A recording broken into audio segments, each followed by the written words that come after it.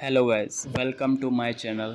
तो भाई लोग, मैं अपनी पहली वीडियो डालने वाला हूँ। तो हमारी स्टोरी शुरू होती है एक जलती हुई जगह से, जहाँ हर जगह सिर्फ आग ही दिखाई दे रही है और हमें पता चलता है कि आग सैनिक क्लैन में लगी होती है। तो हमारा एमसी सामने से आते हुए दिखाई देता है। हमारा एमसी कहता है लगता है कि यहाँ पर कोई भी जिंदा नहीं बचा। सामने हमें 3 विलन भी दिखाई देते। हमारा एमसी अपने फ्लाइंग शॉट अपनी स्पिरिचुअल पावर से कंट्रोल कर हवा में उड़ाने लगता है अटैक करने के लिए। उनमें से एक व्हाइट एयर वाला बंदा कि हमने तुम्हारे सभी ब्रदर्स और मास्टर्स को मार दिया है और तुम छोटे से मेडिसिन बॉय, क्या सोचते हो क्या हम तीनों का सामना कर सकते हो?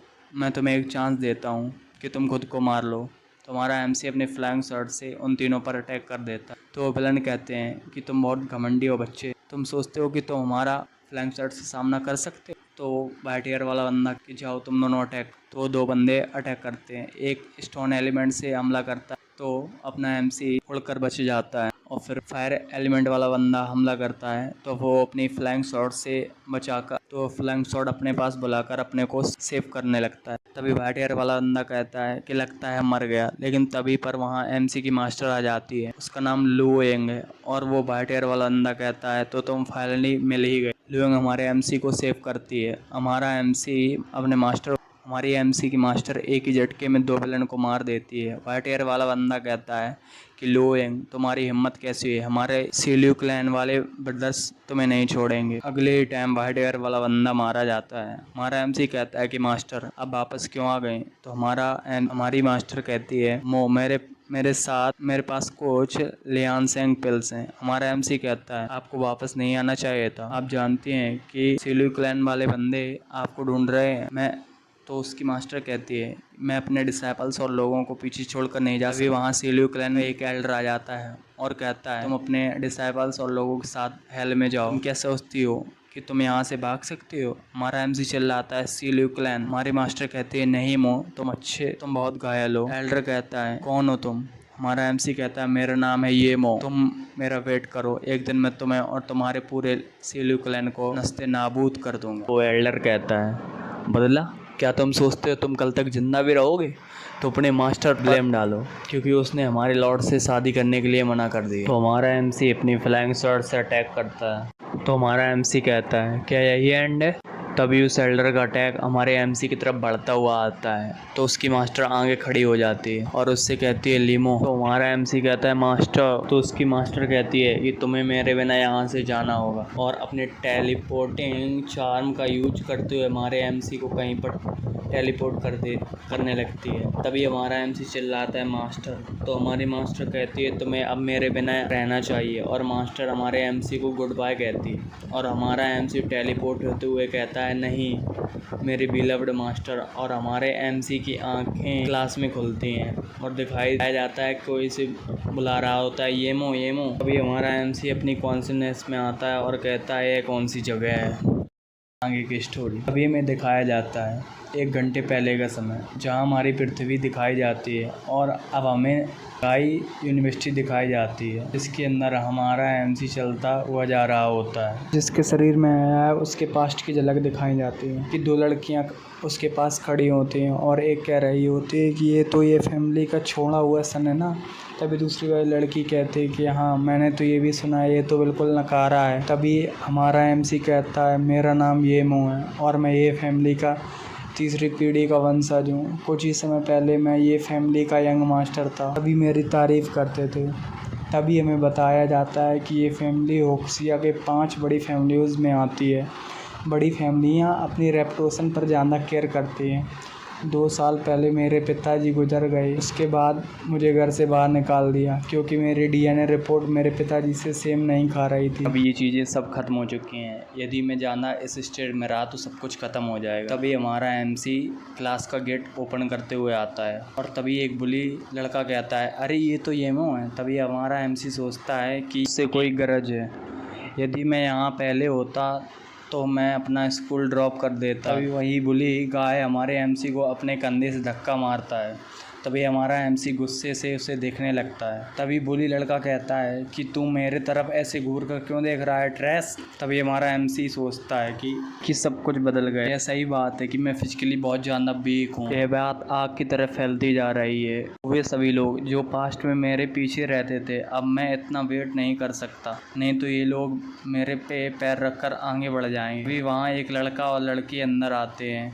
तभी वो लड़की हमारे एमओ से कहती है कि तुम यहाँ हो, मैंने सोचा नहीं था कि तुम। तभी एमओ कहता है कि तुमने सोचा कि मैं कभी वापस नहीं आऊँगा। एमओ बस बहुत हुआ। मैं जानती हूँ कि पास्ट में हम बहुत अच्छे क्लोज फ्रेंड थे, क्योंकि तुम ये फैमिली के यंग मास्टर थे। अब ना केवल तुम्हें ये फैमिली से बाहर निकाल दिया गया है, बल्कि सभी जानते हैं कि तुम मुझ पर ब्लेम मत करना। अभी वह लड़का हमारे एमओ से कहता है, तुम किस बारे में बात कर रहे हो? यह सही है, अब ये मेरी गर्लफ्रेंड है। तुम्हें कुछ प्रॉब्लम है? तुम होमलेस लड़के भी हो, मैं जितनी चाहूँ उतनी वूमेन पा सकता हूँ।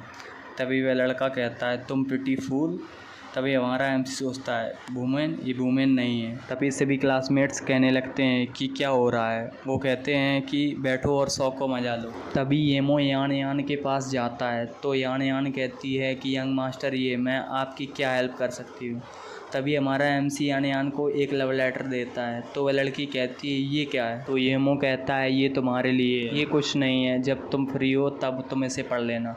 तभी सभी क्लासमेट्स कहने लगते हैं कि क्या यह एक लव लेटर है? क्या यह सीरियस है?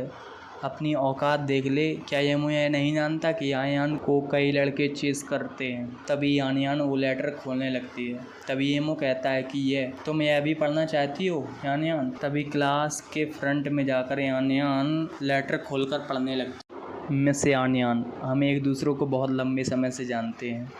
ट्रुथ यह है कि मैं आपको बहुत पहले से एडमायर करता हूँ, लेकिन मुझ में इतनी हिम्मत नहीं हुई कि मैं आपको कुछ कह सकूं। पर मेरा बर्निंग डिज़ायर दिन प्रतिदिन बढ़ता जा रहा है और मैं अब ज़्यादा समय तक अपनी फीलिंग्स नहीं दबा कर रख सकता।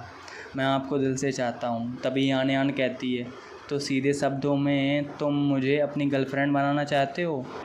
तुमने अपने को कुछ ज़्यादा ही सोच लिया है। मैं पहले तुमसे इसलिए अच्छे तरीक़े से बात करती थी क्योंकि तुम यंग मास्टर थे ये फैमिली के, लेकिन अब तुम क्या हो?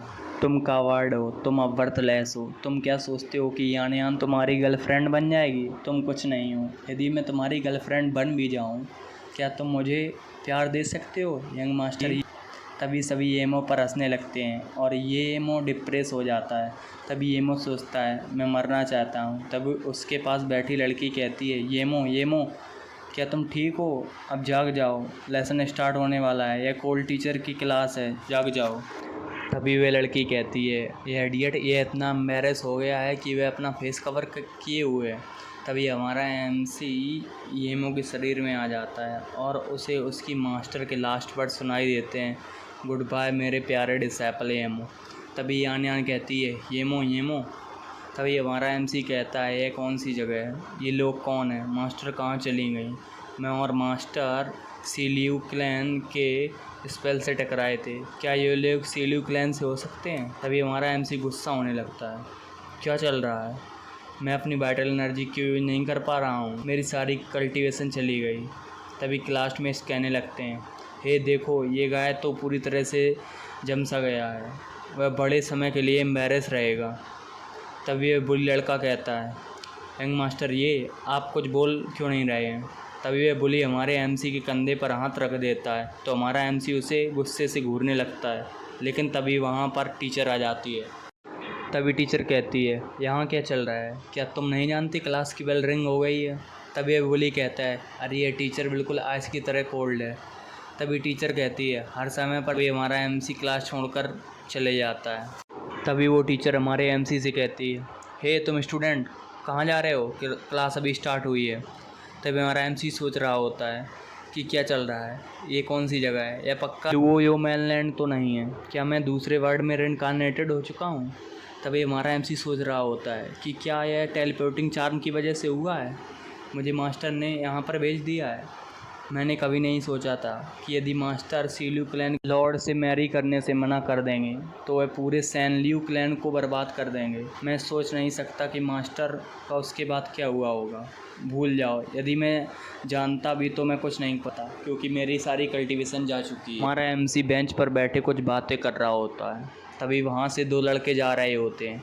वाइट शर्ट वाला लड़का कहता है, क्या यह येमो नहीं है? मैंने सुना है कि इसने यान यान को अपना लव कन्वेंस कर दिया था और यान यान ने पूरे क्लास के सामने इसे रिजेक्ट कर दिया। हर कोई गुड लक वाले को सर्व नहीं करता है। तभी हमारा एमसी सोचता है कि येमो मेरा इस दुनिया में, रुको जरा, मैं धीरे धीरे इस दुनिया की सारी मेमोरीज देख पा रहा हूँ। इस दुनिया में मैंने देखा कि मैं फॉर्मली ये फैमिली का डिसेंडेंट हूँ, जो कि ओक्सिया की 5 बड़ी फैमिलीज में एक आती है। मेरे पिता ये वेंटियान के मरने के बाद डीएनए टेस्ट में निकल के आया कि मैं उनका सन नहीं हूँ, तो मुझे ये फैमिली से धक्के मार कर बाहर निकाल दे और अब मैं निंगाई में पुअर और मिजरेबल लाइफ जी रहा हूँ। तभी वही वाइट एयर वाला बंदा कहता है, इतने होने के बाद भी येमो वुमेन के पीछे है।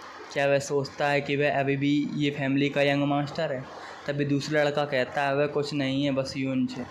तभी हमारा एमसी शॉक होते हुए सोचता है कि लिम्प, क्या ये बॉडी सच में लिम्प? तभी वह टॉयलेट में जाता है और कहता है, यह किस प्रकार का जोक है? यदि यही केस है तो मुझे रीइंकार्नेटेड नहीं होना था। हमारा एमसी बहुत ज़्यादा नर्वस होता है। तभी अपना पप्पू देखकर कहता है, अरे ये तो बहुत छोटा है, पर लकली यह सच में लिम्प नहीं है, यह केवल आधा लिम्प है ब्लॉक मेरिडियन की वजह से। मैंने पहले भी ऐसे सैन्यू क्लैन में बहुत सारे केस देखे। ड्यूयू मेनलैंड में इसका बहुत सरल क्योर है। जब तुम कल्टीवेशन एनर्जी के तीसरे लेवल पर पहुंच जाओगे तो ये सारी ब्लॉक्ड मेरिडियंस ऑटोमेटिकली हील होने लगेंगी। इस प्लेस को पृथ्वी कहते हैं, पर यहाँ स्पिरिचुअल एनर्जी बहुत ही थिन और रेयर है। यहाँ थर्ड लेवल पहुँचना बहुत कठिन होगा। यदि मैं थर्ड लेवल पर नहीं पहुँचा तो लिम्प हो जाऊंगा और मैं इस बेकार बॉडी के साथ अर्थ पर बुढ़ापे के साथ ही मर जाऊंगा। तभी हमारा एमसी सोचते हुए अपनी क्लास की तरफ जा रहा होता है कि तभी वह एक लड़की से टकरा जाता है।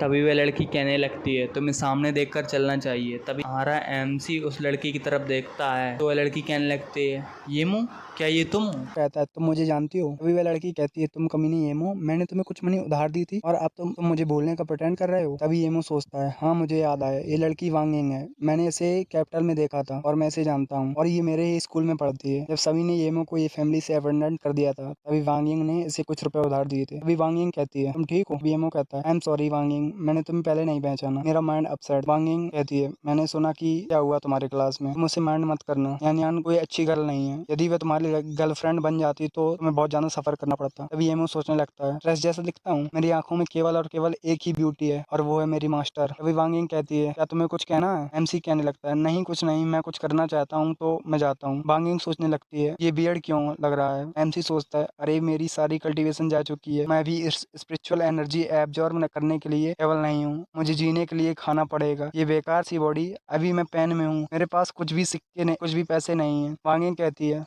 क्या तुम्हारे पास फिर से कुछ मनी है कि नहीं है? तुम होपलेस हो? तभी हमें कोरियन बीबीक्यू दिखाया जाता है। वांग यिंग सोचती है, मैं इसके बारे में बात करती थी, ये कोरियन बीबीक्यू है, यहाँ का फूड बहुत अच्छा लगता है। वांग यिंग कहती है, यहाँ खाना बहुत ही जल्दी रेडी हो जाता है। एमसी सोचने लगता है, तो मैं खाने के लिए दूसरे पर डिपेंडेंट हूँ, मैं इस दुनिया में ज्यादा मेजरेबल नहीं हो सकता। मैं वांग यिंग को इस रीजन की वजह से जानता हूँ क्योंकि वह मेरी सिस्टर येलिंग की क्लासमेट है। ये और वांग फैमिली बिजनेस डील में है। इस बॉडी की मेमोरी के अकॉर्डिंग वह एक केयरलेस पर्सन है, लेकिन उसका दिल बुरा नहीं है। ये फैमिली बहुत टिपिकल फैमिली है। मेरे बॉर्न होने के बाद मेरे पास मेरी माँ की कोई जानकारी नहीं है। मेरे पास एक छोटी बहन और भाई है। हम तीनों कभी भी क्लोज नहीं आई क्योंकि उससे पहले ही मेरे फादर की डेथ हो गई। मैंने कभी भी उनसे कांटेक्ट नहीं किया।